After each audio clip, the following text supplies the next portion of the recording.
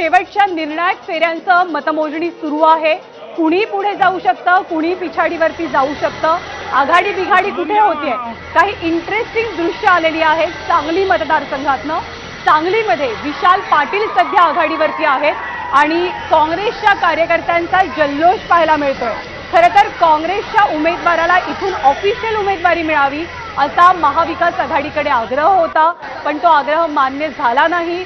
अखेरीस विशाल पाटलांनी निर्णय घेऊन अपक्ष म्हणून निवडणूक लढली आणि आता एक मोठी अपडेट सांगलीतनं विजयी लीडच्या दिशेनं विशाल पाटील आगेकूच करतायत। या सगळ्यांच्या दरम्यान शरद पवारांनी नितीश कुमारांना फोन केलेला आहे, कारण देशाचे आकडे, राज्याचे आकडे आणि पुढच्या सगळ्या घडणाऱ्या घडामोडी, एनडीएचा आकडा आहे 295चा, पण भाजपचा आकडा 239चाच आहे।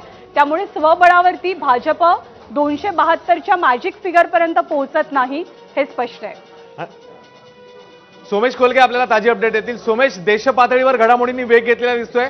शरद पवार नितीश कुमारांना फोन करतायत। सोमेश, अश्विन, नक्कीच म्हणजे फोनाफोनी सुरू झालेली आहे। भेटीगाठींचं राजकारण आता सुरू होईल। त्याचं कारण असं आहे की शरद पवारांनी नितीश कुमारांना फोन केलाय, जे नितीश कुमार जेडीयू सोबत एनडीएचे घटक पक्ष आहेत।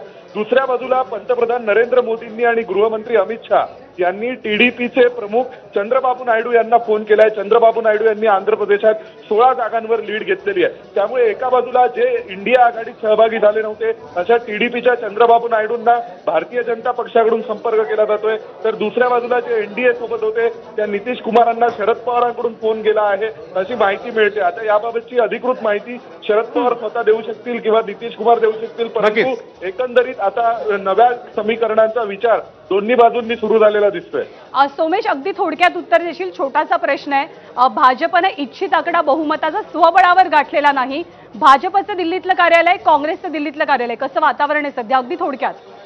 भारतीय जनता पक्षाने अजूनपर्यंत स्वबळावर आकडा गाठलेला नाहीये, परंतु काही 135 ते 150 जागा अशा आहेत जिथे 5000च्या मतांच्या फरकाने सगळा खेळ सुरू आहे। त्यामुळे भाजप या सगळ्याकडे लक्ष ठेवू नये।